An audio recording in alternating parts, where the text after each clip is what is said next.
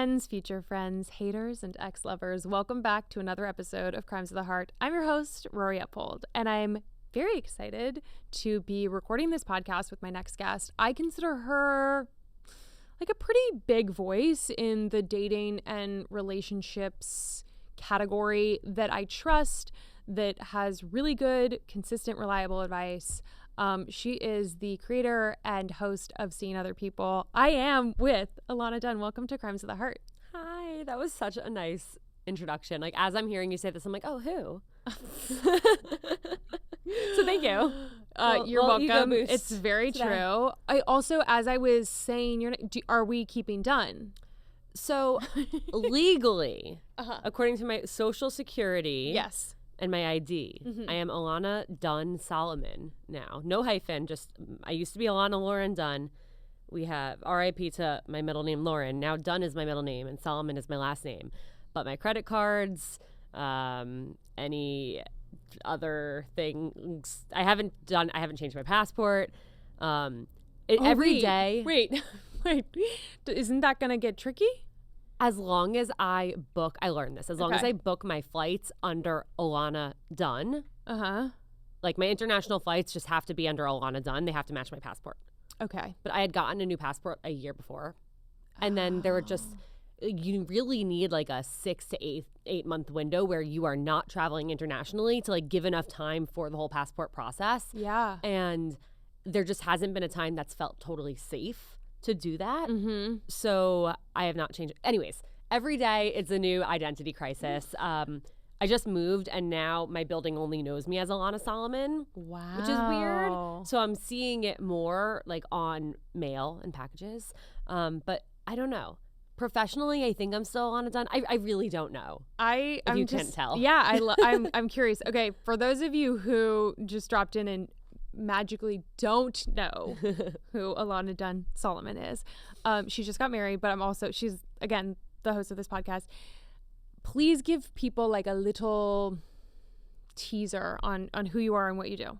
I went from having the absolute most dumpster fire of a dating life, riddled with so much dating anxiety and every horror story that you could ever possibly imagine, to finding myself in this role running Hinge's social media and sharing about my dating experiences and how hard dating was online at a time where people weren't really talking about what they were struggling with on social media. And I realized that the more I talked about what I was going through, the more it helped people, not because I was giving the best advice or had the most expertise at the time, but because I was helping people feel less alone.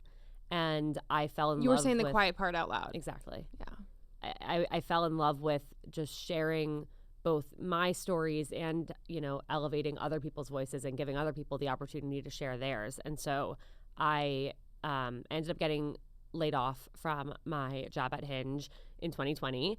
And I had fallen in love with podcasting. I had a podcast for Hinge called Dating Sucks.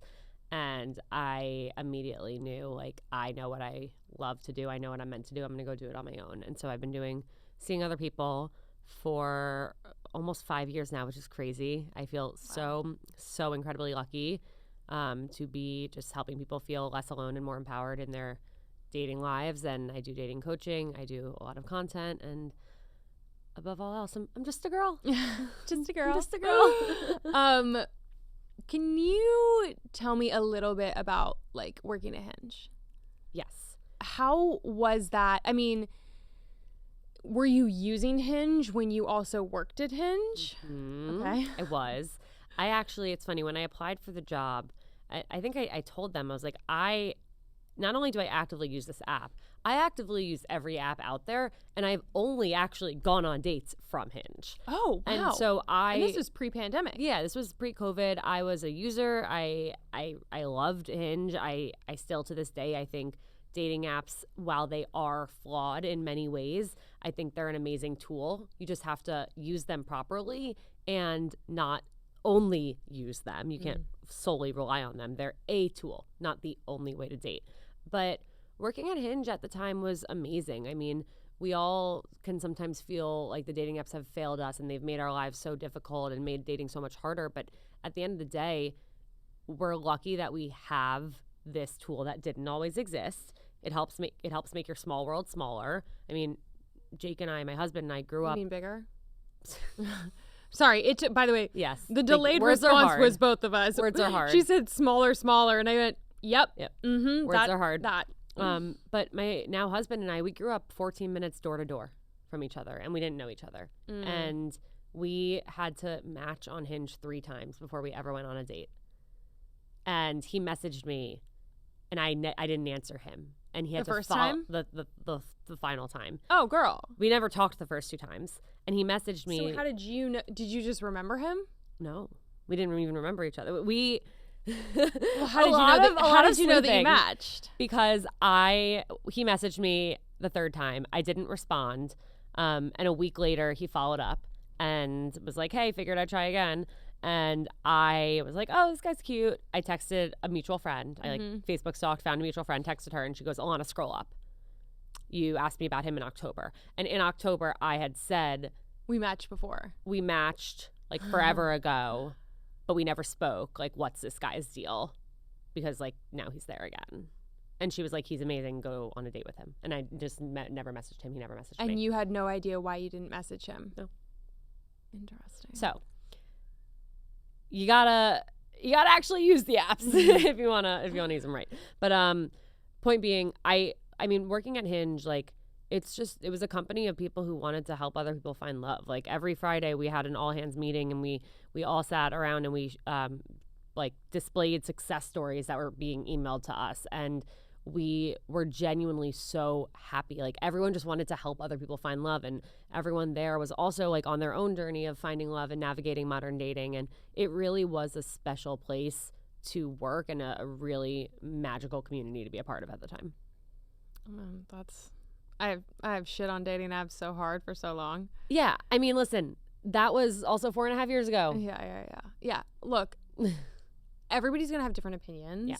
And I also agree with you. I think they are a tool. A tool. Not a single the tool. Correct. But you did say use them the right way. Yes. And I'm very curious what that looks like. Well, there are a lot of wrong ways. I think there are a lot of things that people are doing on their dating app profiles and their dating app conversations that are not helping them. Like? First of all, I mean, I do a lot of dating app profile revamps, and I love that we share that in common. Yeah, I know. It's so funny. Every woman who sends me their profile, the first thing I have to say is, this is not your Instagram. Like, you're not trying to be aesthetic. You're not trying to show off like your cool outfits. Like, I don't care how hot you look or that you can like wear a bikini and like look like you have 0% body fat. Like, that's not going to tell anybody anything about you. A lot of the times, if we think about like as girls, like what we're posting on Instagram, we're kind of trying to impress other girls. Yeah. And that's not what's going to make a guy attracted to you. That's not what's going to make a guy want to message you. So you have to actually show off what your life looks like. Bring out your personality. What do you actually like to do?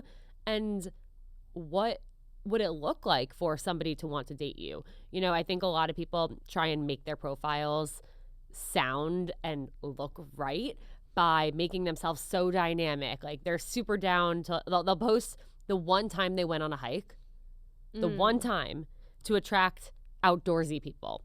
And then they'll post like the one time they went out of the country to attract the people who love to travel. And then they'll post, you know, the one time they went to a music festival. But these aren't actually things that they like to do. So they're not actually attracting the right people. You really want to get specific about what you like to do, where you like to go, you know, what lights you up, what are you passionate about, so you're attracting the right people and deterring the wrong people.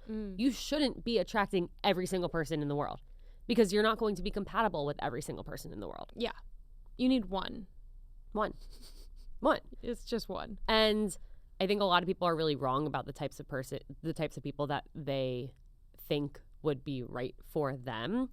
And so you really do have to play around with your filters too. Like you can't just, like I always, when I meet with people, I always say like, talk me through your filters. I want to know like what your age range is, what your mileage is, because let's say, you know, you're 30 years old and you're a 30-year-old woman, you have like 29 to 34 set. And you have... That's... okay. What were we going to say? I would say, that's pretty limited. Yeah. Okay. That's what I see. Yeah, People are really limiting themselves. They'll also have all right, like only 6 foot and above. It's like, okay. That I don't understand. I mean, I'm 5'4.5", so quite literally everyone is tall to me. Mm-hmm. The irony being that I have, I think, exclusively dated men who are 6 feet up to 6'7" for the last however many years.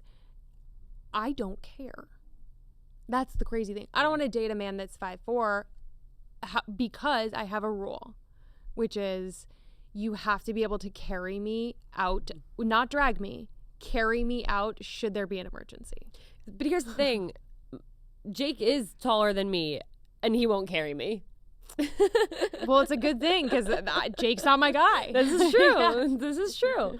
But let's say you were out at a bar or like there was somebody sitting next to you at a bar and you struck up a conversation with them. You start hitting it off and they tell you that they're 37 or that they're 28. And then you stand up, both of you stand up to say goodbye, and they're 5'8". He's not only a 6 couple foot. inches taller. But Yeah. you connected. Yeah. That person would never have even been a possibility for you because you are filtering them out. Mm-hmm. And that's one of the biggest problems with dating apps is because we can like shop and we can select from a menu what we want, we are so limiting ourselves. And how tall somebody is, what type of degree they have, where exactly they live, like these things don't matter when it comes to how good of a partner somebody would be to you or how they will treat you. And so we've become so focused on the checklist that and what's on our checklist is wrong. And I think that's the problem is dating apps have perpetuated the checklist. Yeah. And being able to swipe through has given us this false image of, well, there's a million options out there. But they're not, because they're out of these million people, you don't have things in common with all of them. You wouldn't be attracted to all of them. You wouldn't be able to hold a conversation with all of them. Like you wouldn't be like lit up by their passion, like there's also that intangible chemistry. Like Yeah. we have chemistry, Yeah. and that doesn't mean romantic, right. But you have chemistry with certain people and you don't have chemistry with others. Yeah. And that is really hard to tell on an app, Yes. but very easy to tell in person. Yes. It's almost instant. And that's the thing. People want to have these really flirty, really fun conversations while they decide if they want to meet someone in person. And you could have the most textual chemistry of all time, of anyone ever, while you're messaging on a dating app. And then you can meet them in person and there could be absolutely nothing there. And that's why your goal with using apps is to get to the date. Stop. That's it. Like, stop spending days, weeks, months messaging back and forth, deciding should you meet them, should you not. If you're attracted to somebody and you're interested in what their profile says and you get into a quick conversation and it's like normal, just go on the date. Yeah. And I wouldn't even say attracted. I just go like Interested. If you look at them and you go, I think they're kind of cute or there could be something there, just go. Because look, that's either going to go totally south and you're going to get there and be like, whoa, no, it's an absolute no. And then you have the opportunity to politely say, look, I'm not vibing or whatever. Or you can take the opportunity to take an hour or however long and meet someone new, maybe learn something new, because everybody has a story, and just think about it like that. What's the good checklist? Like what, instead of the checklist that most people have, which is like, height, looks, money, school, the vanity metrics. And then people are like, yeah, kind, funny, whatever. But like, what should the checklist be? I think the number one thing that people forget to look for is how you feel with the person. Oh, I love that answer. Like, it doesn't matter, if they're paying or if they're taking you to a Michelin star restaurant or a dive bar. It's like, do you feel safe and comfortable with them? Do you feel like you can be yourself? That's number one. Do you feel like you're holding back? Right. Do you feel like you're trying to be cool or trying to be chill?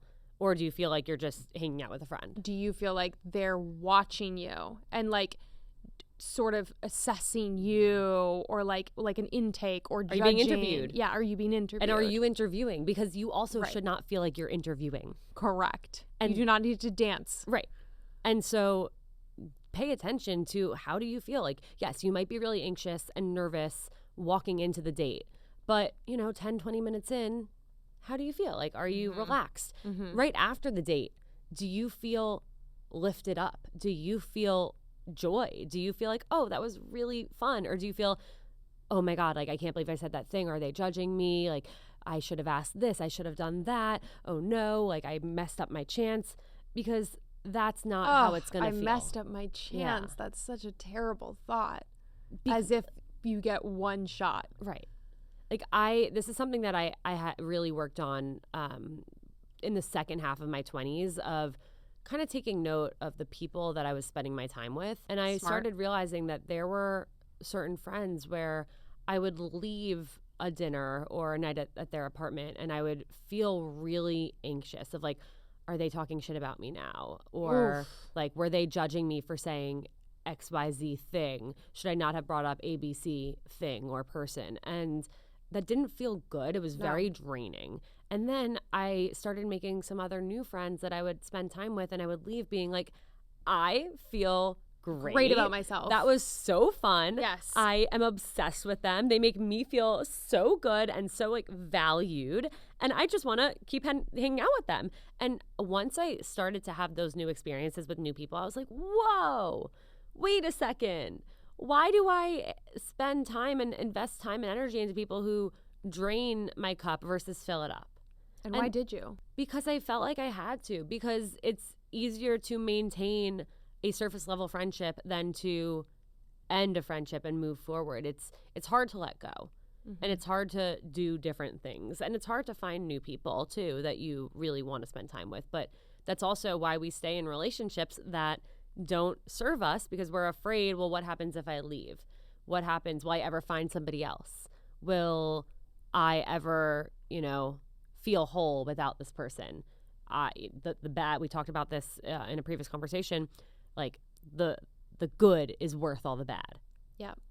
Yes. Like associating with this person, or, every few months when we like do this activity, we have a great time together, but it's like the sunk cost effect. Yeah, where exactly. You're like, well, we've known each other since kindergarten. So like, I know that she makes fun of me to my face and it makes me cry sometimes, but I don't need to bring that up because whatever. Or I have brought it up and it doesn't change, or they diminish my feelings or whatever. But like, they were there for me during that one time. It's like, okay. Yeah, that's not. So back to the checklist, like, how do you feel with this person? How do they make you feel about yourself? Like, you want to be with somebody who makes you feel so comfortable and so valued and normal. Although, counterpoint, I think that takes time.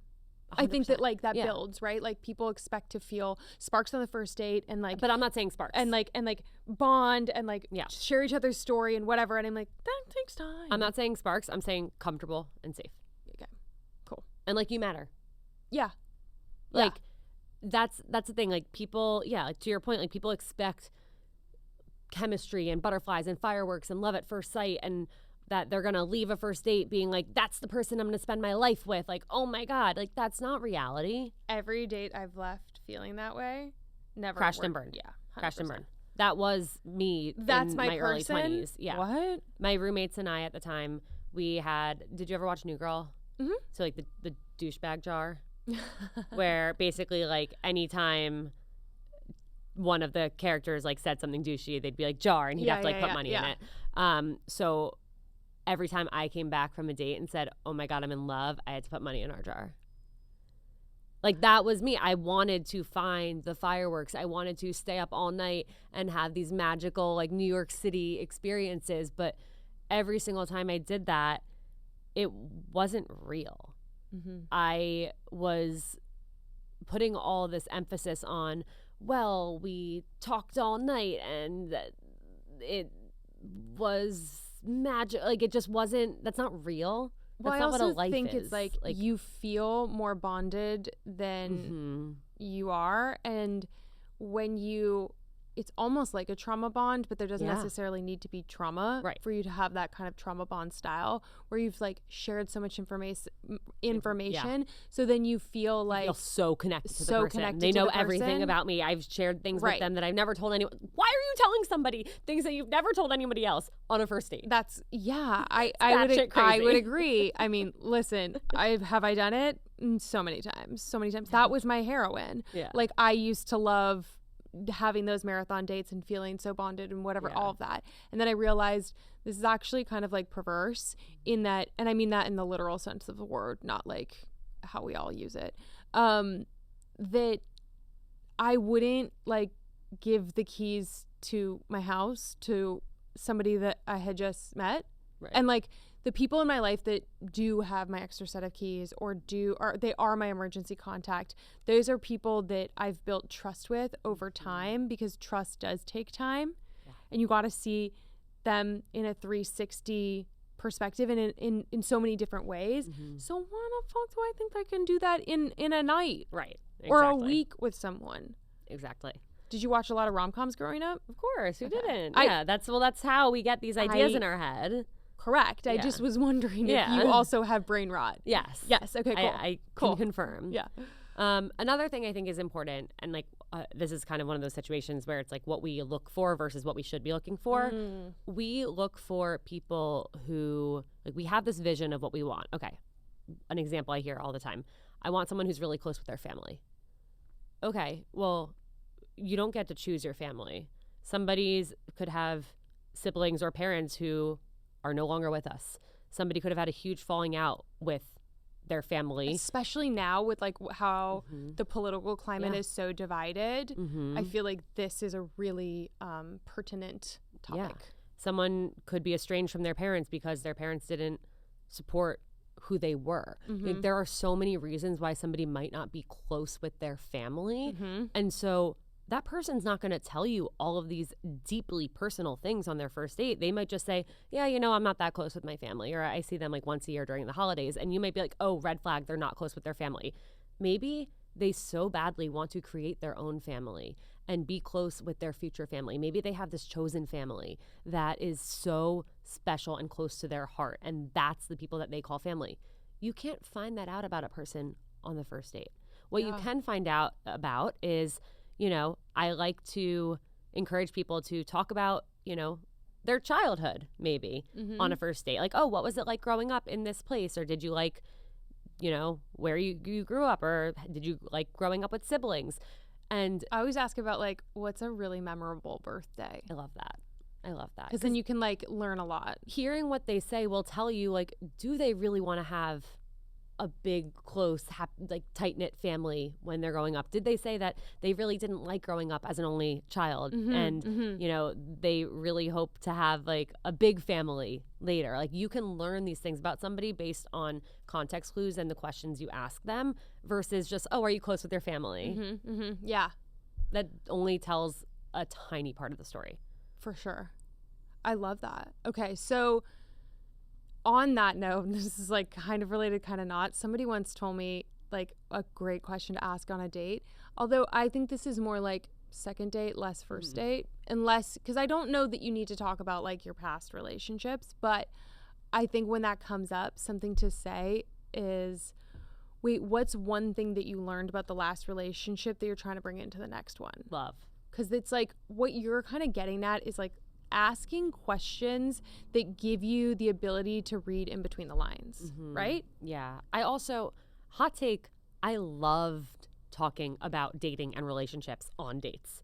I mean, me too, but maybe that's because of what we do. But whenever I would, people were so refreshed by it. Like every time they'd be like, wow, I've never talked about this on a date. It makes so much sense that we would talk about it, because then we can actually like learn what the other's looking for and what hasn't worked out and what, they want in a relationship. Yeah. And we're all dating. Like, we're not pretending that this is the only first date we're ever going on. Yeah. So why not talk about dating? Like, think about it. The most fun, engaging conversations you have with your friends when you're all like dating is about dating. Very true. And Very true. you also can learn what somebody is looking for by talking about dating. Yes, I agree. So I'm going to go back because we've talked about a lot of other things, but you mentioned women's profiles. Yes. And I'm curious, like, what do you think makes a good profile? Like, we talked a little bit about it, but what kind of photos? What kind of prompts? Like, do you have any prompts that you think are really great or any tips for photos? So, okay, tips for photos. Make sure you have a variety. I don't just want to see you in the same pose in every single picture. I do want to see a photo of you with other people.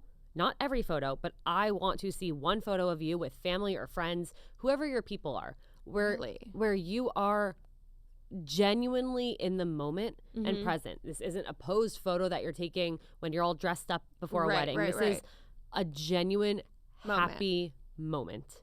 What about, do you black out the faces? No. No. No.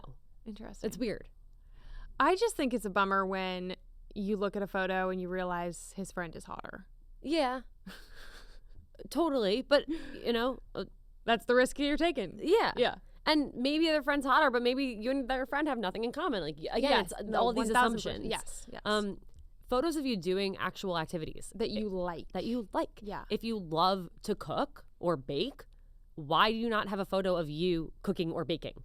If you are a runner and you run marathons, you better have a photo of you running or in your bib with your medal afterwards. If that's a huge part of your life, you should be putting that on your profile. Like, you want to actually show different parts of your life and what makes you you. And this is really hard. Like, that's dating app profiles. Creating a profile is so hard. It's like, that's why I'm asking when you're asked to describe yourself or write. If you've ever had to write a bio, it's the hardest thing in the entire world. And so a tip that I recommend is ask your friend, hey, like, what makes me me? If you had to think of 3 to 5 things that like make me me, things I'm obsessed with, things that, qualities I have that really are like about Ilana or about Rory, like, what would you say? And take that information, figure out how to put that into your profile, whether it's through a prompt answer or a photo or a video or a voice prompt, and then go back to your friend and say, hey, do you think this profile actually represents me? Yeah, I think that's such good advice, because also some people are better at it, like in that they have an idea of how they want to present themselves, that is aligned with who they are. Like, they just have a better grasp at writing the bio or doing the things. And some people are going to listen to this and be like, I have no idea. Yeah. And then it's like, you're right, ask your friends. Yeah. If you had to describe me, give me 5 adjectives, give me, the 5 things that you think really encapsulate me the best. Love that. I also think the same works for photos. Does this look like me? Yeah, definitely. Definitely, 100%. Don't edit your photos. Do not edit your photos. Don't use Facetune. Don't change your body. Like, because also that makes you more nervous when it comes to actually meeting somebody in person. Am I going to disappoint them? Are they going to think I don't look like my photos? You don't want to be having all of these extra nerves, this extra weight of fear when you're walking into a date because of what you showed on your profile. You want to walk in knowing this person knows what I look like and they want to meet me. I had someone tell me once, like, wow, you're like, you look just like your photos. And I thought, no shit. Like, yeah, of course I do. This is and me. I think that's how I reacted, where I was like, what do you mean? And he was like, it's just not my experience. There's everybody, like, he was dating people that like filtered a lot. I was like, wow, that's so like, I just don't know what that's like on the other side. So like, yeah, definitely don't do that. Okay, so then prompts. Yeah. Like, I see a lot of women writing things like, the best way to ask me out is to like be a man and ask me out, or like, things about, here's my Cash App, or here's my, I'll fall for you if you trip me. Oh, I'm overly competitive about everything. Like, the fall for me if you trip me. I'm like, the overly competitive about everything. I'm like, are you not online? You're not know that you're clearly not overly competitive about creating a unique profile. Yeah. Like, you're not competitive about dating. You're wasting space. Right. You're wasting space. Your prompts are your opportunity to get people interested in you. And again, it's really hard to do, but that's where I go back to, like, think of like the most important things about you, or what your friends would say, like, these are the things that define you. So for example, I had a prompt in my profile, and this led to my now marriage, this prompt. And it could have said, I won't shut up about my dog Zoe. It could have said, I won't shut up about sushi. Like, it could have said like one word or something very simple. Instead, I did a list of the things that make me me. And I had this prompt, and it said, I won't shut up about my dog Zoe, the Jonas Brothers, Sugarfish, and whatever song I'm listening to on repeat right now.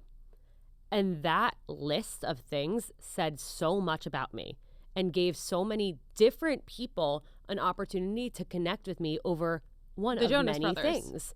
Or dogs, or sushi, or songs in general. Like, oh, what's on repeat right now? What was your number one song of last year? Like, what's the most embarrassing song that you're obsessed with? Like, anything about music. I used to work in the music industry. I would love to talk about music with people. And so I put that on my profile because music is important to me. And Jake messaged me and said, hey, by the way, I also love the Jonas Brothers. And we have now been to 11 of their concerts together. And When You Look Me in the Eyes was the song we danced to as our first dance at our wedding. Like, that wouldn't have happened. We might not. Do the Jonas Brothers know about this? Yeah. Okay. They sent a video for our rehearsal dinner. It was awesome. Okay. But they, like, who knows? Me and Jake might not have met, might not have gone on a date, might not now be married. You had something that was so authentic to you that caught his attention, and that was part of it. Correct. Yeah. And I could have just said, I won't shut up about my dog Zoe. Yeah. And he had never had a dog. So he didn't relate to that. We wouldn't have. You wouldn't have messaged me about that. Right. And I'm not on apps anymore, but I had a very comedic tilt to all of mine. But that's also my personality. Yeah. I am snarky, sarcastic, comedic. It's just how I cope through life, and it's also just kind of how sometimes I don't even notice I'm doing it. So it makes sense that my profile would read that way. And I have like what I would consider, I have been described as like cold, or I have bitchy resting face, too cool for school. These are some of these things. I've never heard anyone describe it as bitchy resting face. Oh, really? Resting bitch face. Oh. RBF. Wait, hold on. My brain is going to do a little somersault. Bitchy. RBF is how it is. Resting bitch face. And you say bitchy resting face. They both work. I've just never heard this version of it. I always thought there were two, and you could just use either one. I support it. That's hilarious. So I've just been like really doing my own thing. Well, that's thematic. I like it. RBF. Okay. Resting bitch face.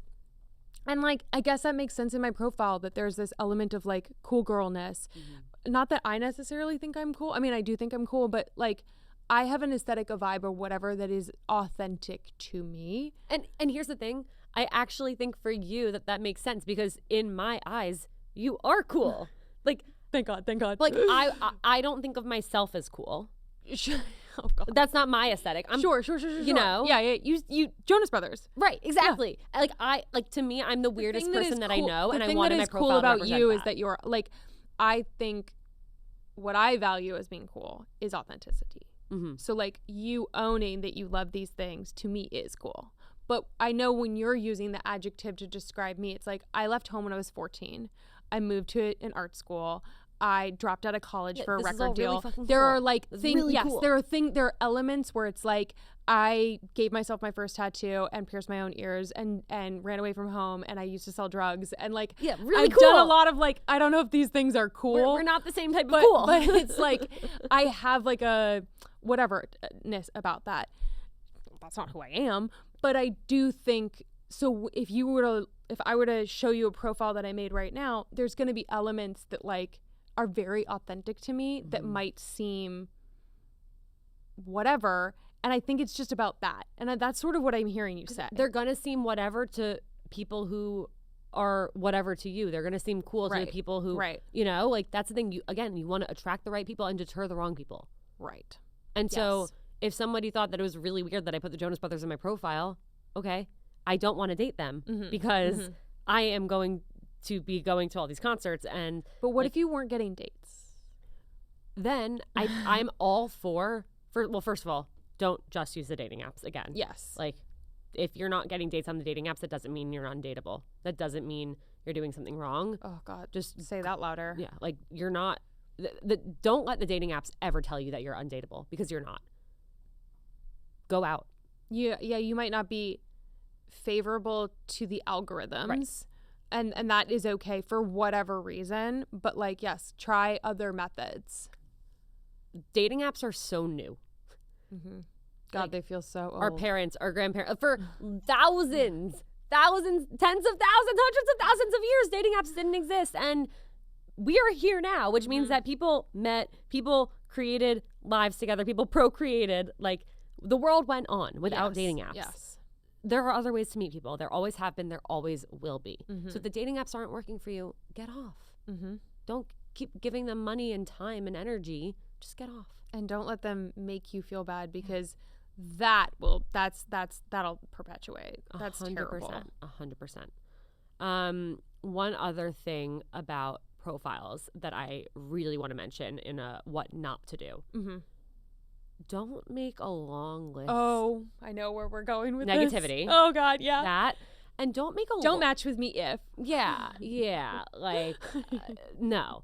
You don't want to swipe left if. Right, exactly. You want positive. Like, you just want to be radiating positivity and hope. You don't want to be like, the one thing you should know about me is, like, I don't date people who do X, Y, Z. Mm-hmm. Like, that is just not going to attract anybody. Mm-hmm. And it's not going to feel refreshing. It's not going to, like, make somebody want to talk to you. And the other thing is, and this is actually really important, because a lot of people do it and they don't mean to. I want someone who is authentic and empathetic and bright and curious. And well, isn't everybody going to say yes to those? No, because we're all really hard on ourselves. Whoa. Oh, wow. We just learned something about me. I'm like, yeah, no, I'm all of those things. The majority of us are going to look at that and say, well, I'm never going to meet their standards. Or I don't know if I'm all of these things. Or wow, they have really high expectations. That is so crazy, because I wouldn't advise to use that on a prompt for the same outcome, but for different reasons. Mm-hmm. I would assume everybody would see that and think, that's me. That's everyone. Everybody's going to think they're smart, funny, empathetic, whatever. And that doesn't, it's like so broad that it does you nothing. Yeah. But you're like, no, people are so insecure that they're going to self-eliminate. I'm not enough. Like, I'm not funny enough. I'm not smart enough. Maybe I'm not loyal enough. Mm-hmm. That might be the difference between New York and LA. Yeah, totally. 100%. That's a good point. Well, so either way, having a list of the qualities you want is most likely not going to attract the people with those qualities. Yeah. You want to instead say, like, the one thing I want to know about you is, like, what's the most thoughtful gift you ever got for a friend? Love that. Or the most creative gift. Right. And then they can show you their thoughtfulness through that. Mm-hmm. It's like, it's showing, not telling, and asking questions that give you information versus, again, like, checklists. Yeah. Like, what is your, when you think of self-care, what is your ideal self-care day? Yeah. Something like that. Yeah. Like, things that get to the root or heart of what you're looking for, but ask it in a creative way. Like, I love what you just said, and that makes me think of a lot of people I've talked to who are really, like, into wellness and fitness, and they don't want to just write, like, I want someone who, like, wants to go to workout classes together, like, typical Sunday, like, getting up and going to Barry's. Like, that might not, like, that might scare some people, but the point you're trying to get across is, like, wellness is important to you. And so I love that. Like, the one thing I want to know about you is, like, what's your ideal self-care day? And then you'll learn, do they like to do a cold plunge? Do they like to meditate? Do they like to do yoga? Do they like to go on hikes? Like, I think that's perfect. And that question will attract people who want to answer it. Right. Oh, that's huge. I think that start looking at your prompts as, what kind of people am I trying to attract? And how can I give them things to answer? Yep. I love that. Okay, so this is kind of circling back to something we just briefly touched on. What do you think about the trend in, like, dating apps as it pertains to politics? That this is now, like, a pretty big issue on both sides, that there are women who are like, I don't even want to date you if you're moderate. Right. Like, moderate is just code for conservative that doesn't want to say that they're conservative. And and or the people that are lying about it, or they're saying, like, how do you handle that? Should that be something that you use as a filter to filter people out? Yeah. I mean, listen, there have been filters for this for a very long time. And from the beginning of that. Yeah. And I think if it's something that matters to you, then yeah, of course you should filter it. Like, absolutely. I think we saw a lot of tension and chatter around this really with COVID, with vaccines. And with, like, are you social distancing or not? And like, you're allowed to have preferences. Yeah. You should have preferences. And it's okay. I wouldn't recommend also putting a prompt in your profile about, like, well, don't match with me if you're you believe in this or that. But, you know, if you're really big on, I don't know, women's rights, like, one thing you should know about me is I'm running the marathon this year and I'm on Team Planned Parenthood.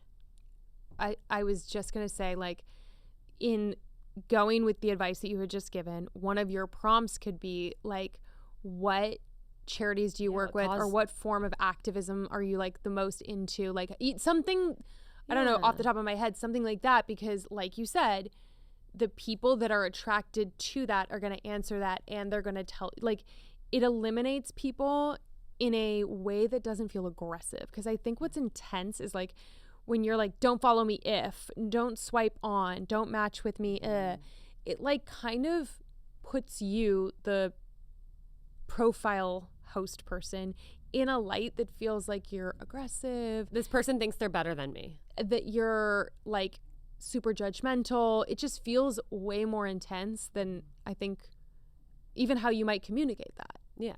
Instead, it's like, oh, if we're on the same page about this, I'd love to hear more from you. Right. I agree. Okay, cool. So what are your thoughts on sex and the rules around sex? You got to do what works for you.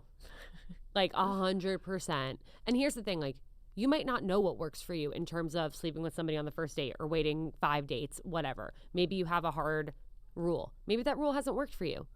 I think it really is trial and error and figuring out what works for you. What works for your favorite influencer, your favorite podcaster, might not work for you. What works for your best friend might not work for you. It's figuring out what works for you. It's figuring out what allows you to feel good, not judge yourself, not be afraid of what other people are going to think. Because guess what? You don't have to tell anyone else. If you slept with somebody on the first date and you felt okay with that, but you're embarrassed and afraid to tell your friend, you don't have to tell your friend. Right. All that matters is that you and the person you did it with both feel good about it and both feel on the same page. And it's so personal that you really have to do completely what works for you. And you might do it and then realize, oh, actually, that didn't feel good. Or now I feel a little more on edge of, like, is this person gonna think this way or that way about it? Like, okay, if you find yourself more in your head about the decisions you made, then maybe that's an indication of, like, okay, let's try not to do that again because I don't feel good about it. Right. Yes. Yeah. For those people who are, because you said you are a pretty anxious dater. The most. I love that you just, the most. And maybe there's somebody listening who is also an anxious dater and they are worried about, like, having sex with somebody because they feel like it either they don't trust themselves, like that they are going to overinvest too soon, or they don't trust the other person to not judge them for, you know, bullshit reasons. Yeah. Like, what is your advice? Do they have a conversation first? Like, how do they get to that place that you're talking about where they can course correct? I think, first of all, wait until you feel ready. Number one, like, don't do something because you feel like you're supposed to. Like, oh, well, we've, you know, gone on 4 dates, or we've gone on 8 dates, we've gone on 12 dates. Like, everybody is different, and everybody has a different idea of what is normal in their head. And what's been normal for you in the past, what's been normal for them in the past, that's all different than what's normal for the two of you together. And so if you're not ready, I think the number one thing is communicating that. They can't read your mind. They don't know that you're really nervous about this. They don't know that you like to wait a little longer until you're a little more comfortable with somebody. Especially if you have RBF. Yeah. and you seem like 100% hard to read. So they might be trying to pursue things. They might be making a move because they think, oh, well, they're on the same page as me because she hasn't said that or she's not I'm on the supposed same page. to, or whatever. Or I want like to. She's giving off the vibe, or Yeah. he's giving off the vibe. All you have to do is say, I really want to take things slow. Or, yeah, like I might move a little more slow than you're used to. I just like to be really comfortable with somebody before I have sex with them, and I hope that's okay. Mm-hmm. If you say that and they say or do anything that makes you feel judged, not supported, like you made a mistake by saying it, Mm-hmm. that's everything you need to know about the person. Mm-hmm. Because the only answer from somebody that is the right person or the right type of person from you is, of course, I'm so glad you let me know. We can go at whatever speed you want. Yeah. Now, let's say you have that conversation, you do get rejected, Mm-hmm. right? I think it's really easy to go down the path of, fuck, I like should have shouldn't just done it. Yeah, I should have just done it. What do you do? What do you say to yourself? What are the mantras? How do you get yourself into that right mindset of, look, I know that he or she was everything I wanted. But they're not. They're not. Right. Everything you wanted except for respectful. Right. Everything you wanted except for patient, kind, understanding, thoughtful. Right. Why are you going to sacrifice your comfort, your boundaries? Yeah. I think it is, you should, if you put up a boundary and they don't respect it, you should be so damn proud of yourself for putting up that boundary and holding yourself to it. Mm-hmm. It feels so much better to do that than to bend over backwards and feel shitty about bending over backwards. Yeah, because when that inevitably blows up, you are going to have to deal with the rejection of that relationship, whether it's situationship, date, whatever, blowing up, and the self-betrayal that you committed along the way. Yeah. And I think, like, there's nothing more fulfilling than having your own back. Mm-hmm. Whether with whatever boundary you're setting. Yeah, and to steal a page out of your book, how would you want this to go, or what would you tell if it was your daughter? Yeah, I know that is the BYOBF is truly my biggest hack. Like, I am always just like, think about somebody you love and care for deeply. Put them in your shoes. Are you okay with it? If you're not okay with it, you yourself should not be in it. Yeah. Because I don't know why as humans we tend to settle for things. Like, you'll be talking about your dating life and you're trying to explain or reason with your friends why actually it's okay and this is great and I'm okay with it and blah, blah, blah. But then you see a photo of the guy she's dating and you're like, he looks like a weasel, you're too good for him. Like, or, you know, he waited 15 minutes to text back instead of 5 and you're like, fuck him, he doesn't deserve you. I just don't understand why we make excuses when it comes to our own love lives and settle for less when we would never do that with our friends. Never. This is one of the hardest parts about dating. Is the stories we tell ourselves, the assumptions we make, the excuses, the wanting to be wanted and wanting to be chosen so badly that we will give up every part of ourselves. But when you're doing that, when you are compromising who you are, when you are sticking around for that 10% good because it outweighs the bad when it's good, you're losing parts of yourself along the way, and it's not going to work out by design. And when it doesn't work out, you're going to be at such a rock bottom place because every day, every week, every interaction, you are just giving more and more of yourself away. I mean, yeah, I couldn't agree more.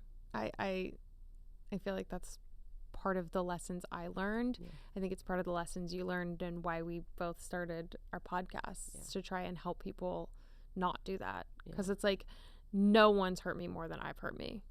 Yep. Yeah. You know what I mean? I broke my own heart so many times by the choices I made, the excuses I gave for other people's behavior. Oof. And I wish I could go back and shake my younger self and say, like, have an ounce of a backbone, Ilana. Like, totally. respect yourself. Yes. Respect yourself. Respect Learn. yourself. Go figure out how, because you are not respecting yourself and you're allowing other people to disrespect you, and they wouldn't have the chance to disrespect you if you respected yourself even a little bit. Yes. Oh God. We've definitely had parallel lives on that. You asked me a question when I was on your podcast. And you said, what's the worst dating advice? What's the advice that you hear a lot that you're like, oh, that just gets under my skin? If he wanted to, he would. Why? Why do you hate that? How many times have you wanted to but didn't? Oh, a lot. Like, if he wanted to, he would. Okay, first That's of all. like my relationship with the gym. Yeah, yeah, exactly. But first of all, maybe he doesn't know that you want him to. Maybe he's busy. God forbid somebody's actually busy. Like, we're busy. Sometimes we can't do the things we want to do. Maybe he wants to, but he's afraid. Maybe he wants to, but there's something else that's higher priority right now that he has no choice but to deal with. Maybe he wants to, but he's not ready yet. Yeah. Like, it's not black and white. You have to put yourself in the other person's shoes and recognize, like, how many times have you wanted to but didn't? And how many times have you been expected to do something and for a million reasons you couldn't in that moment, and it wasn't because you suck. Yeah. It wasn't because you're an asshole. It wasn't because they're not good enough. Life is so busy and hard, and we just want dating to be easy. We want to find love. We open our Instagram and our TikTok and it's just couples and people celebrating all these milestones and making it look so easy. And yeah, they're sharing the good. It's a literal highlight reel. And they're not sharing the heartbreak. They're not sharing what's going on behind closed doors. They're not sharing the mountains that they've had to climb up with their own mental health, with their own struggles, with the stories that they told themselves. And it just looks so easy. So we want it to be so easy that if he wanted to, he would. Yeah. Right. Well, I also think anything that's like short and concise has a better chance of going viral. Yes. So there's also that, right? Like it's we know. And it's like, I think everyone, man or woman, wants that like fairy tale. What your fairy tale is going to be different based on just who you are and how you were raised and what you want. But I think because of where we're at with the rift with gender, where we're seeing relationships and dating and all of that has changed, these stories of like, again, I speak mostly to women, men doing these like grandiose gestures or these even just small thoughtful things will go like massively viral, and then people are like, see, if he wanted to, he would. I also think it's like everybody was raised differently, so their idea of what is like kind or romantic is going to be different. And like if you are somebody that wants to be surprised with flowers, you might need to express that. Yeah 100%. Because how are they supposed to know? How are they supposed to know that you want fresh flowers every Friday, which is a thing that I know women who do want that and who do expect that from their partner? In what world would he know that? In the world where he happened to grow up seeing that. You know what I mean? Right. Like, and that's so unlikely. Like, and sometimes people need to be reminded. They need to be told. We need to be told. We're also not mind readers. So how and why are we expecting the people that we're dating who we just met to be able to read our minds, to know exactly what we want and what we need? We have to communicate it to them. We have to also figure out and have the conversations with ourselves to figure out, what do I need? And what is a want versus a need versus a nice to have? A want versus a need versus a nice to have. Ooh.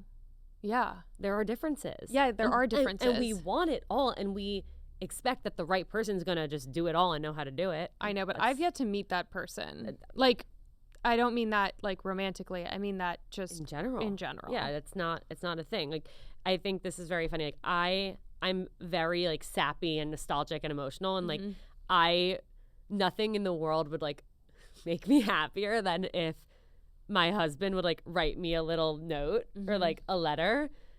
And that's just not who he is. Like that will never be who he is. That's never been who he is. He's the person who like buys a card and like writes my name at the top and then writes "Love Jake" at the bottom.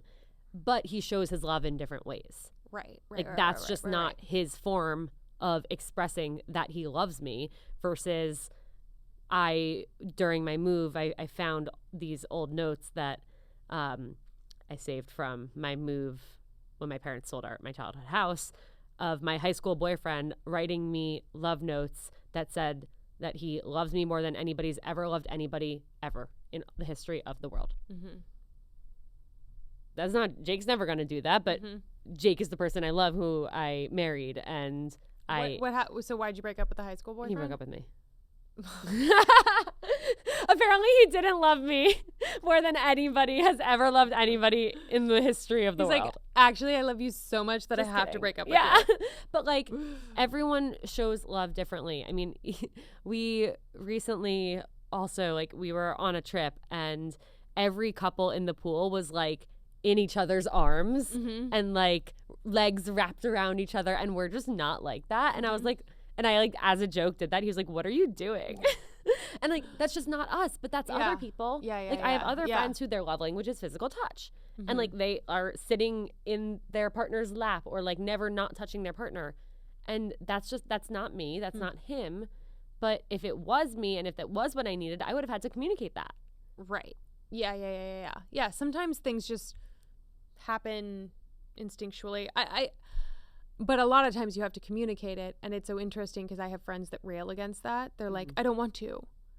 It's like, okay, well then I guess if this is working for you, keep doing it. But then why are you asking me for advice? Right, it's clearly not working. Yeah. You're not happy. It's also a problem. Right, exactly. Yeah, you have to like, I don't know, there's nothing, I think like if you can reframe communication to be sexy, it becomes easier. Yeah. Like, I think there are ways to express what you want in a way, just kind of like the zhuzh you were giving for dating apps, where you can say, I love that we're building this. I love that we're getting closer. Just so you know, it's really hard for me to feel like we're going deeper or getting closer if I don't see you more than twice a week. Yeah. That's okay, because they're either going to say yes or no. I often talk to people who are in long distance relationships where they're asking for advice, but they're actually already doing what they need to be, where it's, you know, how often you need to see your person, you need to hear from your person. And the only way to make a long distance relationship work is if you communicate that. And if you figure out, I need to see you once a month, I need to talk to you on the phone once a day, and we need to have like a long FaceTime, like virtual date once a week. Yeah. You have to communicate that you want and need that for this to work. Yeah. And maybe the other person's like, I actually think that for me to feel really good, I need to actually see you every other week. Sure. You know? Yeah. But when we don't have to do that, we don't do that. Right. But we should be. Yeah. Because why not be exactly on the same page and understanding what you both need so you can fulfill both of your needs and everyone can be happy. But you have to be willing to take the risk, because the thing is anytime you express a need, you open yourself up to not getting it and then being faced with that. Yeah. And guess what? One person cannot fulfill all of your needs. Sure. There are needs that you're going to have to fill yourselves. There are reasons to have other friends, other people in your world, because I think about this with friends. It's like, some of my friends are fun friends. Some of my friends are like call and have an hour-long heart-to-heart on a bad day friends. Some of my friends, I learned like, they're the problem solvers. I don't want to go to them about what's going on in my dating life because they make me feel worse about it. Not like hear me out and make me feel heard and seen. It's the same thing with your partner. Your partner can't be your one-stop shop. Right. They can be a lot of things for you. Yeah. But you also still need to have your needs met in so many other ways by so many other people. Yeah. We're nearing the end. You asked me on your show a bunch of rapid fire questions, and I loved that. I thought it was great. And one that I'm actually really interested in hearing from you is like, what's your worst date? I can talk to anyone. I can talk to a wall. This was worse.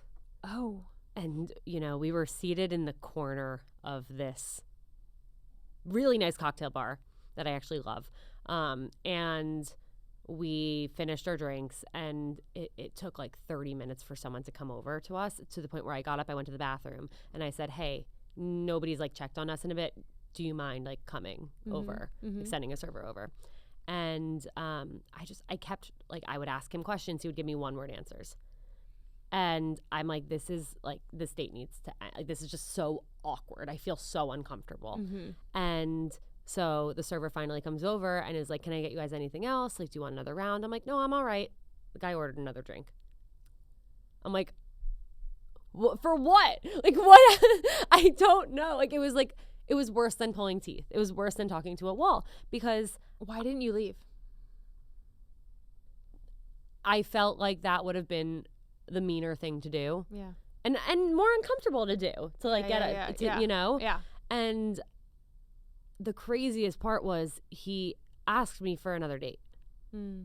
And I sent the like kind of generic, like, I just didn't feel a connection, but like, I really appreciate it. But like, there was nothing dramatic. It was just like painfully uncomfortable. He was like loving it. It was like, this is my dream Apparently. date. Yeah. Apparently. Wow. But yeah, I like to think I was a good first dater. Yeah. I went on a lot of very like average, but a lot of very fun first dates. So for me, the bad date was just like the one where I was just monologuing. Yeah, I don't know. Like, here we go. Then I also this felt is my one woman routine. Yeah. Then I also felt bad. I'm like, I'm talking so much. Yeah. Like, Yeah. this is so weird. Yeah. But yeah. What do you think is the biggest love crime that you see these days? Just breaking our own hearts over and over and over. Interesting. And I ask every guest this. What's the best love or dating advice you've ever received? If you don't ask, you don't get. Applies to every relationship, every dating situation, every single aspect of your life.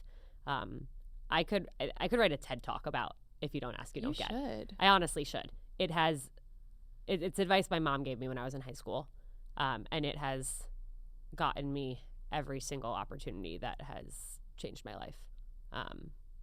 It really is true. If you don't ask, you don't get. Yeah, I love that. Cool. Yeah. This was so fun. If people want more of you, how do they find you? How do they listen to you? All the things. How do they work with you? Very easy to find. Seeing Other People is the podcast, also on Instagram, and Ilana Dunn on Instagram and TikTok. I have like links in my bio everywhere where you can book one-on-one sessions. And yeah. Thank you for doing this. Thank you. This was so fun. So fun. Wait, I knew it would be. Yeah, I know.